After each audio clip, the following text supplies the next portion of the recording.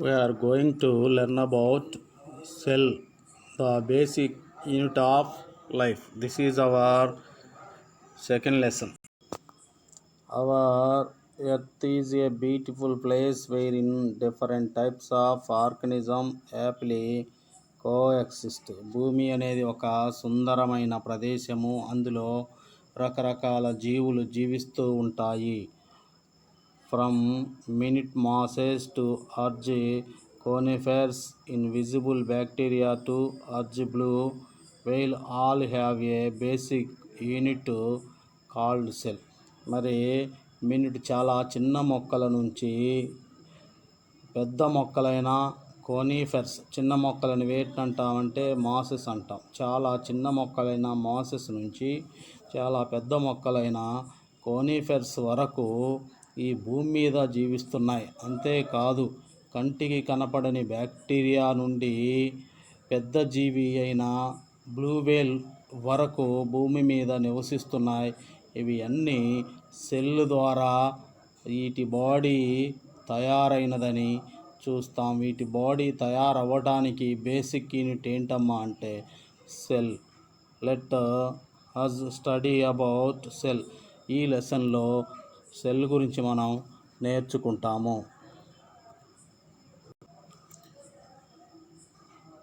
Before the first microscope was invented around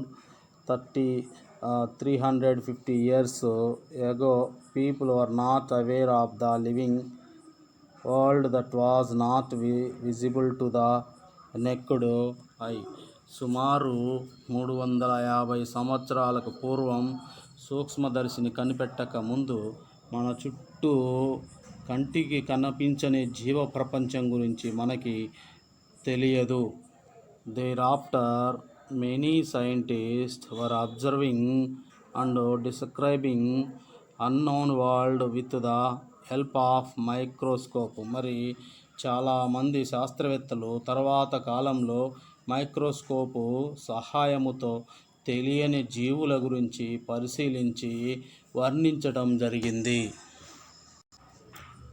Among them, the most important scientists mentioned are Athanasius Kircher, John Swammerdam, and Antonio van Leeuwenhoek and Robert Hooke. వారిలో ప్రముఖమైన శాస్త్రవేత్తలు ఎవరంటే Athanasius క్రిచర్, John స్వామ్మర్డామ్, Antonio van లీవెన్హుక్ మరియు Robert hook. వీరంతా సూక్ష్మజీవ ప్రపంచాన్ని microscope ద్వారా వర్ణించిన శాస్త్రవేత్తలు. Discovery of the cell, కణం ఆవిష్కరణ. It was in the early 1665 that Robert Hooke, a British scientist, observed thin slice of cork under a simple magnifying device which he had made himself. ఇక్కడ మనం చూస్తున్నాము 1665లో Robert Hooke అనే scientist ఆయన తయారు చేసుకున్న simple magnifying device చేత ఓక్ tree నుంచి సాఫ్ట్ బార్కుని నుంచి ఒక థిన్ స్లైస్ని కలెక్ట్ చేసి దాన్ని స్లైడ్ మీద ఉంచి మైక్రోస్కోప్ కింద అబ్జర్వేషన్ చేసినప్పుడు వాటిలో సెల్స్ అనేవి కనిపించాయి. కాబట్టి ఫస్ట్ సెల్ని కనుక్కున్న ఘనత ఎవరికి దక్కుతుందమ్మా అంటే రాబర్ట్ హుక్కి. ఇది రాబర్ట్ హుక్ తయారు చేసుకున్న మ్యాగ్నిఫైయింగ్ డివైస్ ఆయన తయారు చేసుకొని దీని ద్వారానే ఆయన సెల్ని ఫస్ట్ టైము డిస్కవర్ చేసింది. ఈ observed that the cork resembled the structure of honeycomb consisting of many empty spaces or empty boxes. Honeycomb అనేది ఎలా ఉంటుందో, హనీకొంబ్ అంటే వీవ్ అంటాం దాన్ని. హనీకొంబులో ఛాంబర్స్ ఎలా ఉంటాయో, దాంట్లో ఉన్న ఎంటీ బాక్సెస్ ఎలా ఉంటాయో, ఈ సెల్స్లో కూడా అలాంటి స్ట్రక్చర్స్ ఉన్నట్లు ఈయన గమనించాడు. లైక్ స్ట్రక్చర్స్, అలాంటి స్ట్రక్చర్స్ ఉన్నట్లు ఈయన గమనించాడు. ఈ thought the cork was made up of very small cavities. కార్క్లో స్మాల్ క్యావిటీస్ కనుక్కున్నాడు. Robert Hooke called this is cavities as cell. ఆ క్యావిటీస్ని సెల్ అని పిలవటం జరిగింది. Cell is a Latin word for a little room. Cell అంటే లాటిన్ వాళ్ళలో little room అని అర్థము. గమనించండి, ఇక్కడ అని కొంబులో ఎలాంటి స్ట్రక్చర్స్ అయితే ఉన్నాయో ఈ సెల్ని గమనించినప్పుడు, ఈ ఓక్ ట్రీ నుంచి ఒక స్లైస్ని కలెక్ట్ చేసి దాన్ని మైక్రోస్కోప్ కింద చూస్తే ఇలా స్మాల్ లిటిల్ రూమ్స్ కనిపించాయి. ఈ స్మాల్ లిటిల్ రూమ్స్ని లాటిన్ వాళ్ళలో సెల్ అని పిలుస్తాం. దీన్ని సెల్ అని పేరు పెట్టి ఆయన పిలవటం జరిగింది. ఫస్ట్ సెల్ని కనుక్కుంది ఎవరమ్మా అంటే Robert hook. To Robert hook the cell in the thin section of cork appeared like this. ఇక్కడ మనం కార్కుని థిన్గా కలెక్ట్ చేసి మైక్రోస్కోప్ కింద చూస్తే ఎలాంటి ఛాంబర్స్ అయితే ఈ డయాగ్రామ్లో కనిపిస్తున్నాయో అలాగ మైక్రోస్కోప్ కింద కనిపిస్తాయి. వీటిని సెల్స్ అని అంటాము. Observing A match stick. It will be difficult to get a cork. Therefore, let us try to see similar type of a structure as seen by Robert Hooke in a section of match stick. ఓక్ చెట్టు బెరడు మనకు లభించదు కాబట్టి Robert hook చూసిన నిర్మాణాలను మనం match stick ద్వారా పరిశీలించవచ్చు. Take a matchstick and soak it for half an hour and cut thin slices of it. మరి మ్యాచ్ స్టిక్ని తీసుకొని హాఫ్ అన్ అవరు వాటర్లో సోకింగ్ చేసి దాన్ని థిన్గా ఒక స్లైస్ని కట్ చేసి select a thin slides and place it on slide. ఆ స్లైస్ని తీసుకొని ఆ స్లైస్ని స్లైడ్ పైన ఉంచి put a drop of water and cover it with a cover slip. దానికి ఏం చేస్తాము అంటే స్లైడ్ పైన ఈ స్లైస్ నుంచి దానికి వాటర్ డ్రాప్ని యాడ్ చేసి దానిపైన కవర్ స్లిప్ని తో కవర్ చేస్తాము. Without allowing air bubbles and observe it under microscope. ఏం చేయాలి అంటే ఎయిర్ బబుల్స్ లేకుండా చేసి దాన్ని మైక్రోస్కోప్ కింద పెట్టి అబ్జర్వ్ చేయాలి. Draw the figure of what you have observed. నువ్వేం అబ్జర్వ్ చేసావో దానికి సంబంధించిన ఫిగర్ని ఒక పేపర్లో వేయటం మంచిది. Compare your figure with figure 2 are the similar or is the any difference. Have you noticed the rectangular structure. మరి మనం ఇక్కడ మైక్రోస్కోప్ కింద చూసినప్పుడు డయాగ్రామ్ వేసాం కదా. ఇందాక మనం ఫస్ట్లో చూసిన డయాగ్రామ్కి ఈ డయాగ్రామ్లో ఉన్న స్ట్రక్చర్స్ ఆ డయాగ్రామ్కి మ్యాచ్ అయ్యాయా లేదనేది చూడాలి. డిఫరెన్స్గా ఉన్నాయనేది చూడాలి. డిఫరెన్స్గా ఉంటే అవి రెక్టాంగులర్ స్ట్రక్చర్లో ఉన్నాయా అని గమనించాలి. మరి రెక్టాంగులర్ స్ట్రక్చర్లో ఉంటే మనం ఏమని పిలుస్తాము? To find both similar or is there any differences. What are these rectangular shaped structure called. మరి ఇక్కడ మనం పరిశీలిస్తే ఏంటిది అది అంటే ఆ రెండు ఓక్ ట్రీలో స్లైడ్స్ని మనం మైక్రోస్కోప్ కింద చూసాం. ఈ మ్యాచ్ స్టిక్ స్లైడ్స్ని మైక్రోస్కోప్ కింద చూసాం. ఈ రెండు సిమిలర్గా ఉన్నాయా డిఫరెన్స్గా ఉన్నాయా? మరి రెక్టాంగులర్ షేప్లో ఉంటే వాటిని ఏమని పిలుస్తామంటే అయినా కూడా వాటిని సెల్స్ అనే పిలవాల్సిందే. The discovery of the cell by Robert Hooke was a milestone in the history of science. Science హిస్టరీలోనే రాబర్ట్ హుక్ అనే ఆయన సెల్ని కనుక్కోవటం అనేది ఒక milestone. Cells of cork and matchstick are dead cells. అయితే ఇక్కడ మనం గమనిస్తే స్లైడ్స్ ఓక్ ట్రీ యొక్క స్లైస్లో చూసిన సెల్స్ కానీ మ్యాచ్ స్టిక్ స్లైస్లో చూసిన సెల్స్ కానీ రెండు కూడా డెడ్ సెల్సే. Can you see living cell under the microscope కింద లివింగ్ సెల్స్ని మనం చూస్తామంటే చూడగలం. మరి ఎలా చూడగలం? ఇఫ్ యు సో హౌ, ఎలా చూడగలం? Will their structure be the same as those of dead cells. మరి డెడ్ సెల్ లాగానే లివింగ్ సెల్స్ని మైక్రోస్కోప్ కింద చూడగలమా? రెండు ఒకే విధంగా ఉంటాయా? With the help of given activities you will be able to know more about cells. ఇంకా కిందికి వెళ్ళే కొద్ది మనం యాక్టివిటీ చదివే కొద్ది ఇంకా సెల్ గురించి ఇంకా నేర్చుకుంటాము. Observing an onion peel.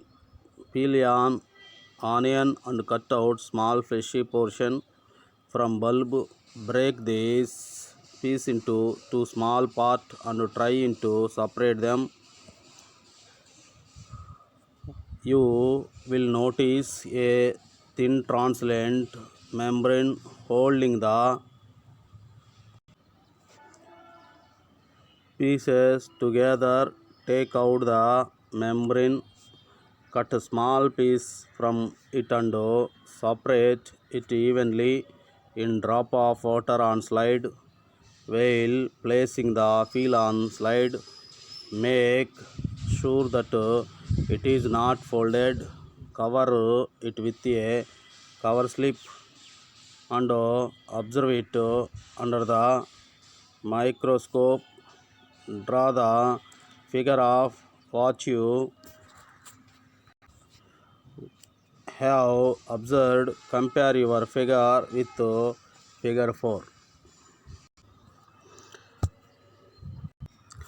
ఆనియన్ని తీసుకొని దానిపైన ఉన్న పొట్టుని అంటే ఔటర్ లేయర్ని తీసివేసి ఉల్లి ముక్క నుంచి ఉల్లిగడ్డ నుంచి ఒక పీస్ని ఎలా ఉంటుంది లీవ్స్గా అరౌండ్ అల్లుకొని ఉంటుంది కదా, ఒక పీస్ని కట్ చేసి ఇది డయాగ్రామ్లో ఉన్నట్టు ఒక పీస్ని కలెక్ట్ చేసి ఈ విధంగా కలెక్ట్ చేసి ఆ పీస్ని రెండు ముక్కలుగా ఏం చేయాలి, కట్ చేసి ఇట్లా ఎరగదీసేసి దానిలో ఒక లేయర్ కనిపిస్తుంది. ఆ లేయర్ని సపరేట్ చేసి ఎరగదీసినప్పుడు రెండింటిని అటాచ్ చేసే లేయర్ ఉంటుంది. ఆ లేయర్ని కలెక్ట్ చేసి దానిని స్లైడ్ పైన ఉంచి దానికి వాటర్ డ్రాప్ని వేసి దాన్ని కవర్ సిప్తో కవర్ చేసి మైక్రోస్కోప్ కింద పెట్టి చూస్తే దాని సెల్స్ ఏ విధంగా కనిపిస్తాయో చూద్దాం.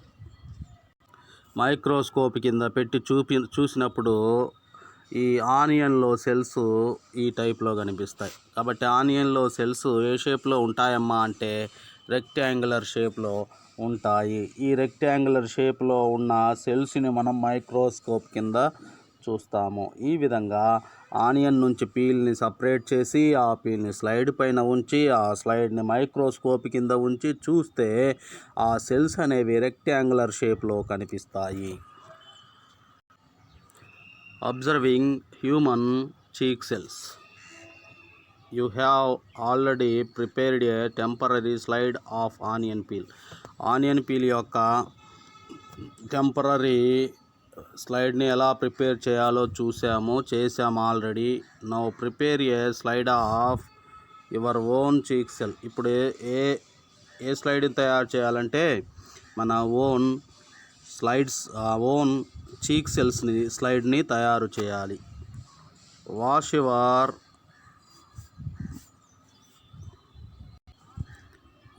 Wash your mouth cleanly.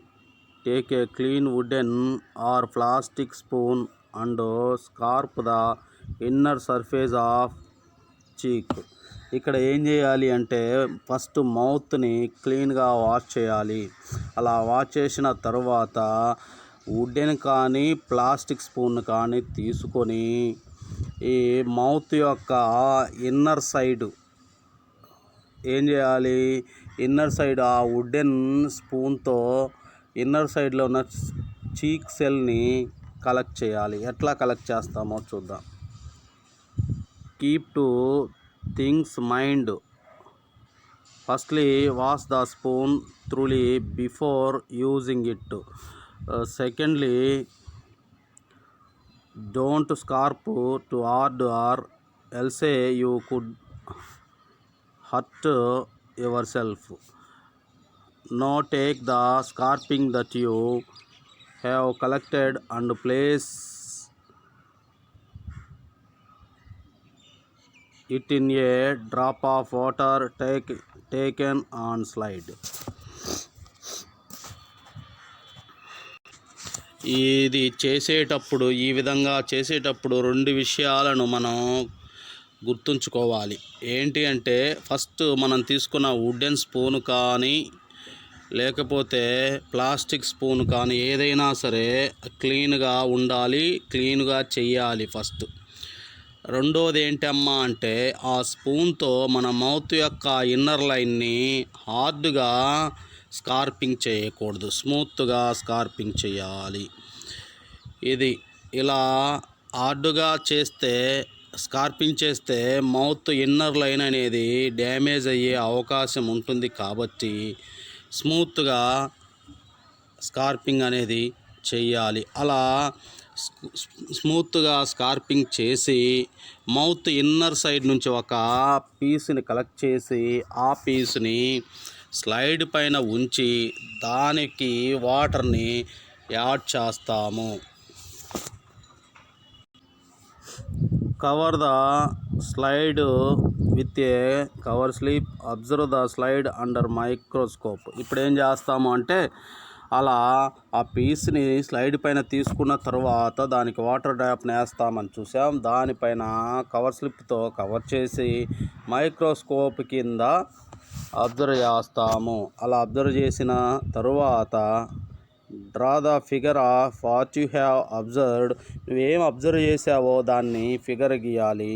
The cells that you see would every similar to those show in the figure 5. That outer covering of the cells similar. మనం పరిశీలించిన ఆ డయాగ్రామ్ అనేది మైక్రోస్కోప్ కింద పరిశీలించిన ఆ డయాగ్రామ్ అనేది మన పుస్తకంలో ఉన్న డయాగ్రామ్కి సిమిలర్గా ఉందా అనేది పరిశీలించాలి. ఇవి మనం మైక్రోస్కోప్ కింద పరిశీలించిన సెల్స్. ఈ సెల్స్ ఎలా ఉన్నాయి? సర్క్యులర్ షేప్లో ఉన్నాయి. Human cheek cells. ఓకేనా? ఏ షేప్లో ఉన్నాయంటే సర్క్యులర్ షేప్లో ఇవి మనకి కనిపిస్తున్నాయి. ఇప్పుడు మనకు అర్థమైంది ఏంటి అంటే హ్యూమన్ యొక్క చీక్ సెల్స్లో చీక్ సెల్స్ అనేవి ఏ షేప్లో ఉంటాయని మనకు అర్థమైందమ్మా అంటే సర్క్యులర్ షేప్లో ఉంటాయని మనకు అర్థమైంది. ఇందాక కంపేర్ చేద్దాం. ఆనియన్ పీల్ సెల్స్ చీక్ సెల్స్లో ఉన్న సెల్స్ సిమిలర్గా ఉన్నాయంటే does not similar. Their shape is different. వాటి యొక్క షేప్ ఎలా ఉంది? డిఫరెంట్గా ఉంది, సిమిలర్గా లేదు. కాబట్టి మనం ఏం చెప్పొచ్చు? బాడీలో ఉన్న అన్ని సెల్స్ ఒకే షేప్ని ఒకే సైజుని కలిగి ఉండవు. డిఫరెంట్ సైజుని డిఫరెంట్ షేప్ని కలిగి ఉంటాయి. మనం స్లైడ్ని మైక్రోస్కోప్ కింద పెట్టి చూసాం. ఆనియన్ సెల్స్ని చూసాం, చీక్ సెల్స్ని చూసాం. మన స్లైడ్ని ఎలా తయారు చేయాలో చూద్దాం. ఫస్ట్ వాచ్ గ్లాస్ని తీసుకొని దాంట్లో వాటర్ని తీసుకొని మనం కలెక్ట్ చేసిన ఆనియన్ పీల్ని కానీ చీక్ సెల్ని కానీ వాచ్ గ్లాస్లో ఉంచుతాం. వాచ్ గ్లాస్ నుంచి ఫోర్సెప్ ద్వారా స్లైడ్ పైన పైకి వాటిని తీసుకొని దీన్ని ఆనియన్ పీల్ అయితే ఆనియన్ పీలు, చీక్ సెల్ అయితే చీక్ సెల్ దాన్ని తీసుకొని దానికి వాటర్ డ్రాప్ని యాడ్ చేస్తాం. తర్వాత సెల్స్ మనకి కలర్ఫుల్గా కనిపించడానికి కలర్ని యాడ్ చేస్తాం. అలా యాడ్ చేసిన తర్వాత ఆ పీల్పై కవర్ స్లిప్ని యాడ్ చేస్తాం. కవర్ స్లిప్ అంటే ఈ స్లైడ్ ఏమో ఇలా రెక్టాంగులర్ షేప్లో ఉంటుంది, కవర్ స్లిప్ ఏమో స్క్వేర్ షేప్లో ఉంటుంది. దీన్ని ఆ పీల్ పైన ఇట్లా అరేంజ్ చేస్తాం. అలా అరేంజ్ చేస్తే పీల్ అనేది అటు ఇటు కదలకుండా ఉంటుంది. దాన్ని కవర్ స్లిప్ అంటాం. కవర్ స్లిప్తో కవర్ చేసి స్లైడ్ని తీసుకెళ్ళి మైక్రోస్కోప్ కింద ఉంచి అబ్జర్వ్ చేస్తాం. అప్పుడు క్లియర్గా మనకి వాటి యొక్క స్ట్రక్చర్స్ అనేవి కనిపిస్తాయి. ఈ విధంగా ఓన్గా స్లైడ్స్ని మనం తయారు చేయవచ్చు. ఓన్గా తయారు చేసే స్లైడ్ విధానం. Significant observation. The observation of A scientist named Robert brown have made A significant contribution to our understanding of cell. ఇక్కడ మనం పరిశీలిస్తే మనకి ఎవరు కనిపిస్తున్నారమ్మా అంటే రాబర్ట్ బ్రౌన్. ఆయన చేసిన కీలకమైన పరిశీలన కణాల గురించి మరింత అర్థం చేసుకోవడానికి సహాయపడింది. Among different parts of a cell, the nucleus is the most well-known part. కణంలోని మిగతా భాగాల కంటే అందరికీ బాగా తెలిసింది ఏంటమ్మా అంటే కేంద్రకము. Through it is generally believed that Felix Fontana first saw the nucleus in the epithelial cell.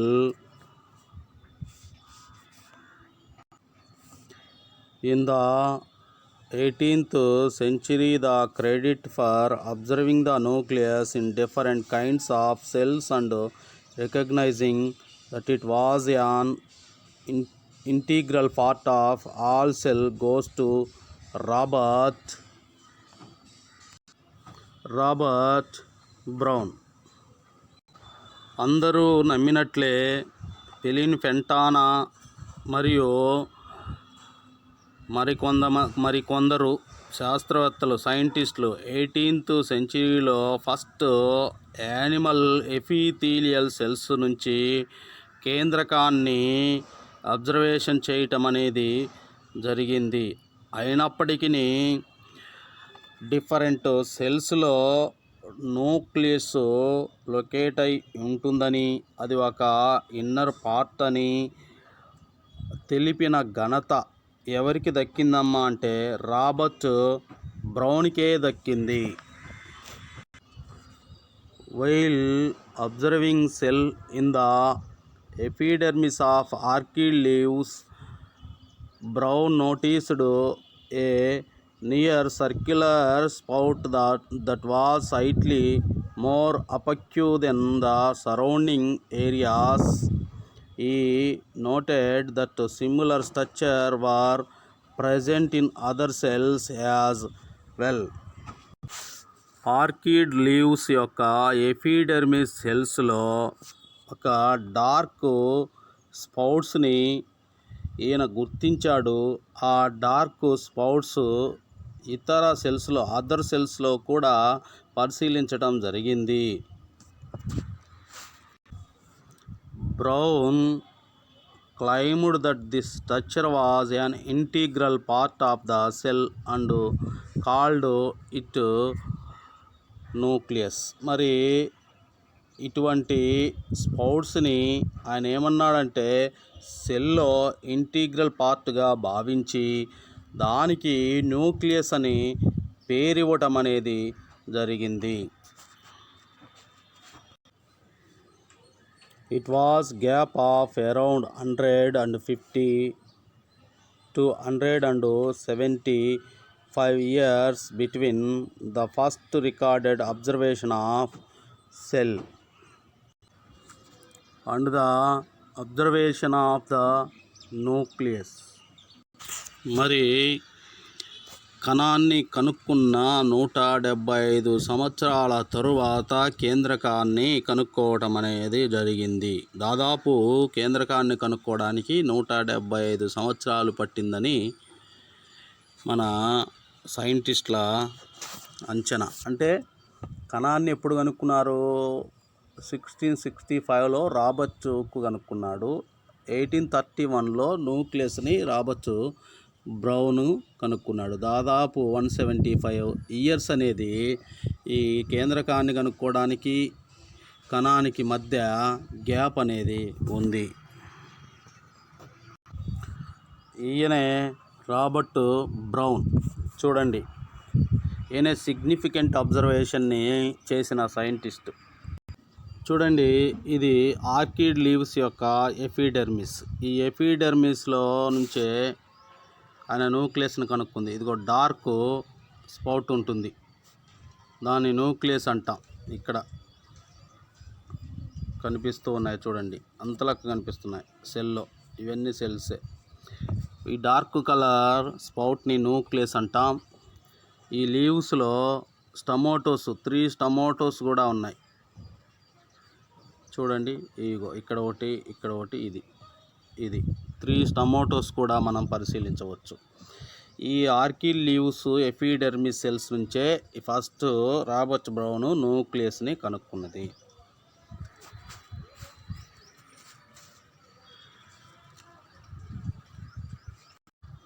Observation of the nucleus in onion peel.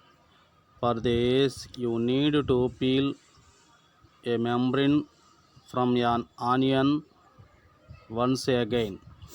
మరలా ఒకసారి ఆనియన్ పీల్ని కలెక్ట్ చేయాలి.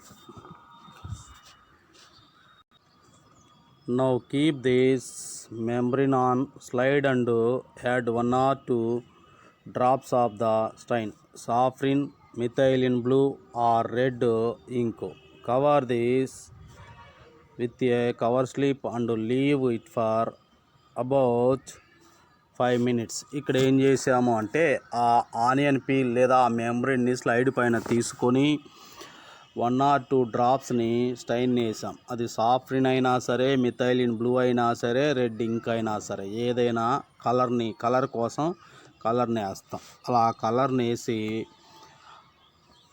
ఆ పీల్పై కవర్ షిప్తో కవర్ చేసి, ఆ పీల్ని కవర్ షిప్తో కవర్ చేసి 5 minutes దాన్ని వదిలేస్తాం. Then add water dropwise from one side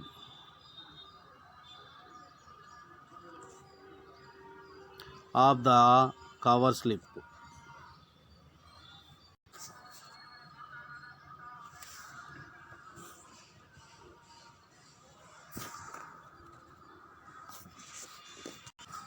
cover స్లిప్తో కప్పిన తరువాత కవర్ స్లిప్కి ఒకవైపు చుక్కలుగా నీరు పోస్తూ అధికంగా ఉన్న నీటిని రెండో వైపు నుండి ఫిల్టర్ పేపర్తో అద్ది తీసివేయాలి. దీనివల్ల అధికంగా ఉన్న స్టైన్ అనేది, కలర్ అనేది ఏమవుతుంది, తొలగిపోతుంది. ఇప్పుడు దీన్ని తీసుకెళ్ళి మైక్రోస్కోప్ కింద అబ్జర్వ్ చేయాలి. ఇలా మైక్రోస్కోప్ కింద మనం అబ్జర్వ్ చేసినప్పుడు ఆనియన్ సెల్లో డార్క్ కలర్లో ఒక స్పౌట్స్ కనిపిస్తుంది. వాటిని ఏమంటాం? న్యూక్లియస్ అని అంటాము. ఇది బ్లూ ఆర్ రెడ్ కలర్లో కనిపిస్తూ ఉంటుంది, దీన్ని న్యూక్లియస్ అని అంటాం. కాబట్టి ఇందాక మనం ఆనియన్ పీల్ని కలెక్ట్ చేసి ఆనియన్ సెల్స్ని మనం మైక్రోస్కోప్ కింద అబ్జర్వ్ చేసినప్పుడు దానికి స్టైన్ని యాడ్ చేయలే, ఓన్లీ వాటర్ని యాడ్ చేసి దానికి కవర్ స్లిప్తో కవర్ చేసి దాన్ని మైక్రోస్కోప్ కింద పెట్టి చూస్తే ఓన్లీ ఆనియన్ సెల్స్ని మాత్రమే చూసాం.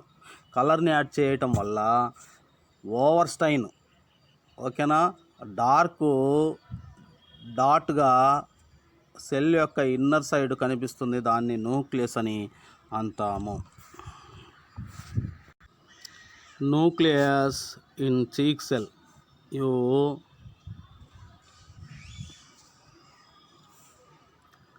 You could also take cell from the inner layer of the cheek, stain the with saffron or methylene blue and try to observe the nucleus in them. మరి ఇక్కడ ఏంటి అమ్మా అంటే చీక్ బొగ్గ నుంచి ఇన్నర్ లైన్లో బొగ్గ యొక్క ఇన్నర్ లైన్ నుంచి ఒక సెల్ని లేదా ఒక రిమూవల్ పార్ట్ని ఏదో ఒక దాన్ని కలెక్ట్ చేసి దాన్ని స్లైడ్ పైన ఉంచి దానికి సాఫ్రిన్ని కానీ మిథైలిన్ బ్లూని కానీ యాడ్ చేస్తే దానిలో న్యూక్లియస్ని మనం పరిశీలించవచ్చు. ఈ విధంగా చీక్ సెల్స్లో న్యూక్లియస్ని పరిశీలించవచ్చు. ఇదిగో డార్క్ కలర్లో ఒక స్పౌట్స్ కనిపిస్తుంది, దాన్నే న్యూక్లియస్ అని అంటాము. ఈ విధంగా న్యూక్లియస్ అనేది మనకి చీక్ సెల్స్లో చూసినప్పుడు మైక్రోస్కోప్ ద్వారా చీక్ సెల్స్ చూసినప్పుడు డార్క్ కలర్లో కనిపించే ఆ డాట్నే న్యూక్లియస్ అని అంటాము. ఈ విధంగా న్యూక్లియస్ని మనం గమనించవచ్చు.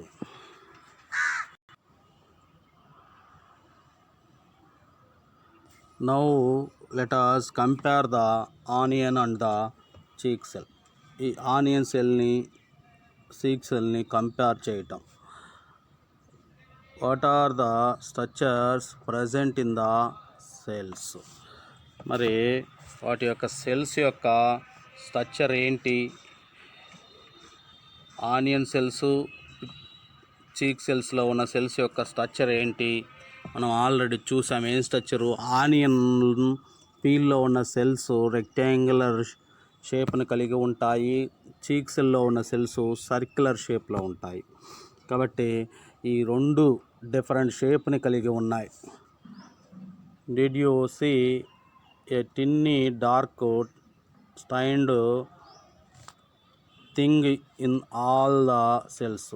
ఈ రెండు సెల్స్లో ఒక డార్క్ స్టైన్డ్ థింగ్ని ఏమన్నా చూసావా అంటే రెండిట్లో చూస్తాం. దాన్ని ఏమంటాం? డార్క్ కలర్లో ఉన్న స్పాట్ని చూసాం కదా, ఆల్రెడీ డార్క్ కలర్లో ఉన్న స్పాట్ని ఏమన్నాం? న్యూక్లియస్ అని అంటామని చూసాం. రెండిట్లో న్యూక్లియస్ని చూసాం.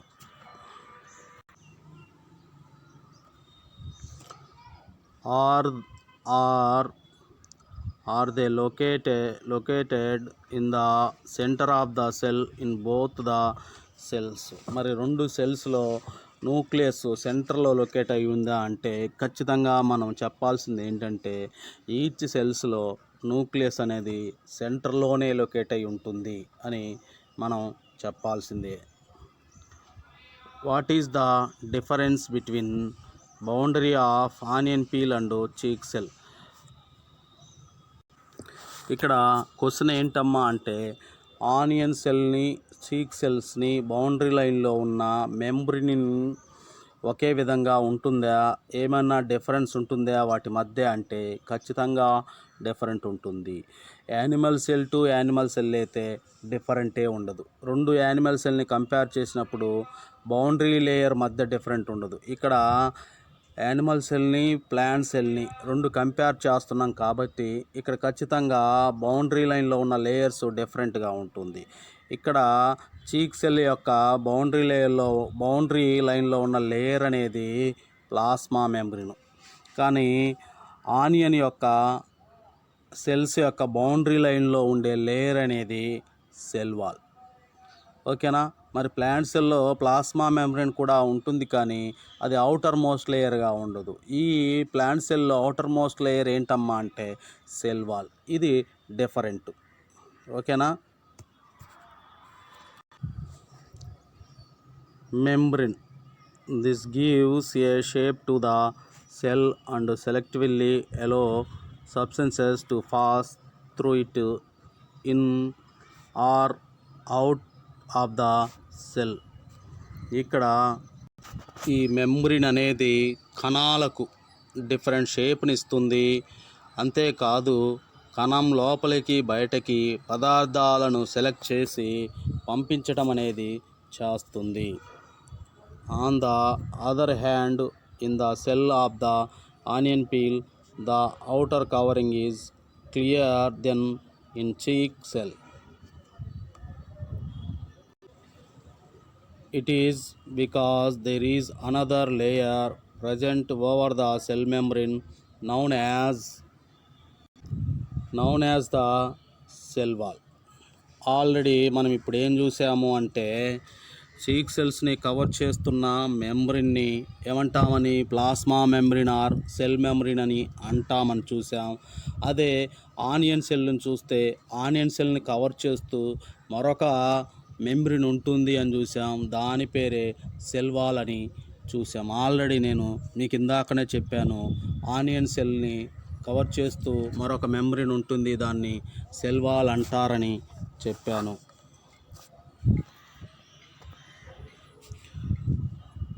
This gives rigidity to the cell. ఇది కణానికి కావాల్సిన పట్టుత్వాన్ని ఇస్తుంది, గట్టిదనాన్ని ఇస్తుంది ఈ కణకవచం లేదా సెల్ వాల్ని కణకవచం అంటాం తెలుగులో.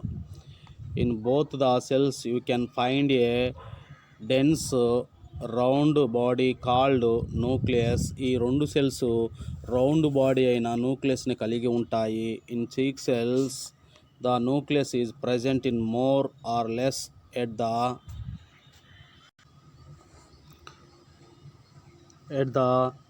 center of the cell, whereas in onion cell it is not in the center.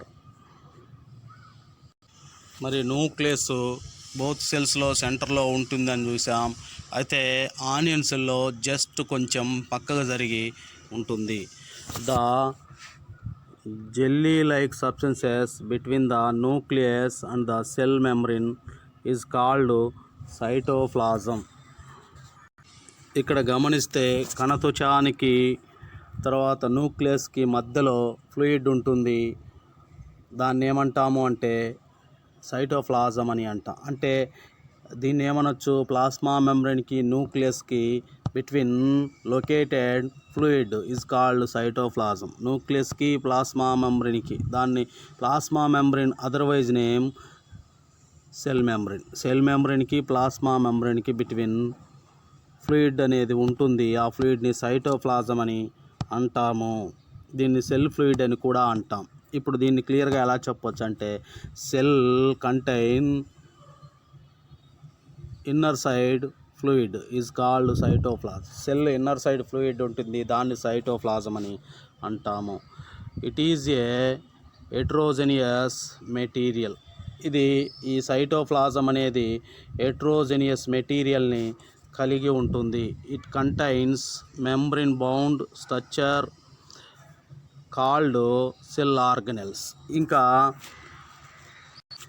ఇంకా మనం ఏం చూసామంటే న్యూక్లియస్ ఉంటుందని చూసాం. న్యూక్లియస్తో పాటు ఇంకా అదర్ పార్ట్స్ ఉంటాయి, వాటిని సెల్ ఆర్గనెల్స్ అని అంటాము. అవి కూడా వాటి అరౌండ్ మెంబ్రెన్ని కలిగి ఉంటాయి. ఇక్కడ ఏమన్నాడు, membrane bound structure is called organelles. మెంబ్రెన్తో కలిగిన సెల్ పార్ట్స్ ఉంటాయి, వాటిని సెల్ ఆర్గనెల్స్ అని అంటాము. ఇవి సెల్ ఇన్నర్ సైడ్ అనేవి ఉంటాయి. As well as more complex chemicals. మరి అంతేకాకుండా సైటోప్లాజము మోర్ కాంప్లెక్స్ కెమికల్ని కూడా కలిగి ఉంటుంది. Cell organelles help to carry out several function within the cell and you will study them in class 9th క్లాస్లో నువ్వేం చేస్తావంటే ఏం నేర్చుకుంటామంటే సెల్ ఆర్గనెల్స్ గురించి, అవి చేసే ఫంక్షన్స్ గురించి మనం 9th క్లాస్లో నేర్చుకుంటాం. ఫస్ట్ లెసన్ మొత్తము దాని గురించే ఉంటుంది.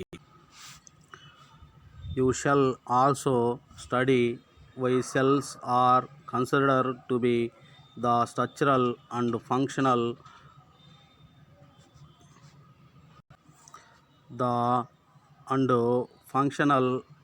Unit of the living body. మరొకసారి చూద్దాం. The structural and functional unit of the living body.